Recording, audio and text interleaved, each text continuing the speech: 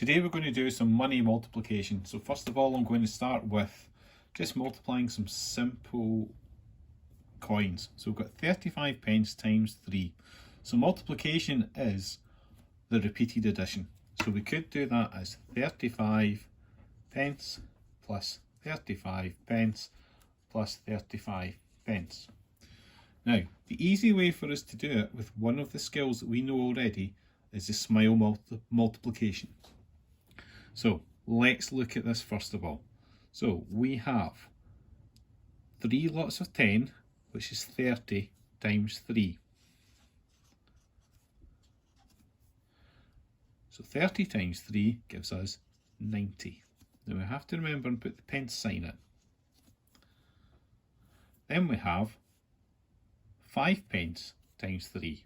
So it's 5 pence times 3 equals, so that's the same as 3 times 5, 15 pence. So there's our other SMILE. Now to calculate our total amount, we then have 90 pence, add on 15 pence. So we could use our addition skills with that one and partition the 15 into a 10 and a 5 to make it nice and easy. So we would have 90 pence plus 15 pence, which gives us a total of 105 pence. Now, to make that into pounds, what would we have to do? We have to divide it by 100. Okay? So, 105 divided by 100 would give us £1 and 5 pence. Now just to explain that, the number 105 is a whole number, but it has a decimal point here, and the decimal point is 0. So remember, when we're moving it or dividing, the decimal point doesn't move, but all the numbers move, and when you're dividing, the numbers move to the right, so they get smaller. So we're dividing it by 100, so they have to move 2 places. So that becomes £1 and 5 pence. Now let's look at another example. We have £2.45 times 2. So to do that as repeated addition, it would be 2.45, add £2.45. But here we're going to do our SMILE multiplication again. So we have £2 times 2, which gives us £4. We have 40 pence times 2, which gives us 80 pence.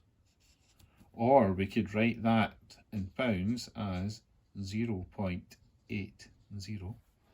And then we have 5 pence times 2, which is 5 pence times 2, which gives us 10 pence, which also can be written as 0.10. And to get our total, we add up these numbers. So £4 plus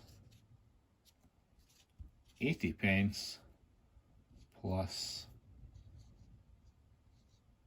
10 pence. Now that equals a grand total of £4.90. One last way of doing it is a more traditional method. Okay, so we're going to do some column multiplication. So it's really important to remember your columns. Everything must be under the correct column. Okay, so here we have 2 times 5. Now that gives us 10, but we can't write 10 in the units column. So what we do is put a 0 down here, because there's no units in 10, and we have one whole lot of 10 down here. So then we do 2 times 4 gives us 8, and then we've got another lot of 10 down here, so that makes 9. Let's add it to the 8. Now remember, the decimal point never moves, so we're going to put a decimal point back in here, and I'm left with 2 times 2, which is 4. And I can't forget to put my pound sign in. And the total is £4.90. Now we have 3 ways to work out our multiplication.